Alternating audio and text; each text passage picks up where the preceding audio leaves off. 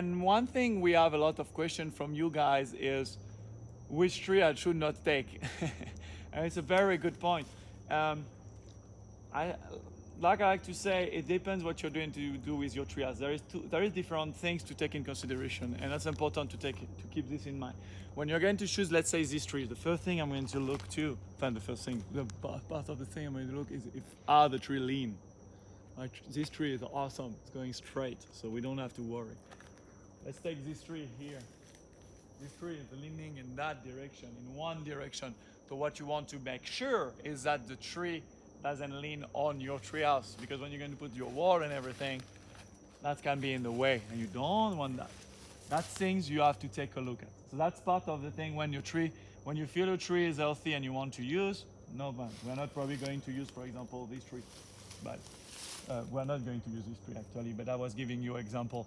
But the tree we're going to use now, we looked at all of them to make sure they go away from potentially the treehouse we are going to build. But it's very important I take this in consideration for my design, or when I will build, I would think everything goes well, and on site when we start to build, even if after the engineering is done, we're going to think, oh, everything is going well, but you have a branch coming into your treehouse and you don't want that. The next thing is which tree I will not take here. Small tree, I will not, for sure, like I was saying, I will not use them as a support. That makes sense. Trees which have damage on it, look at visually the earth of the tree. Like I said, an arborist will confirm everything we do.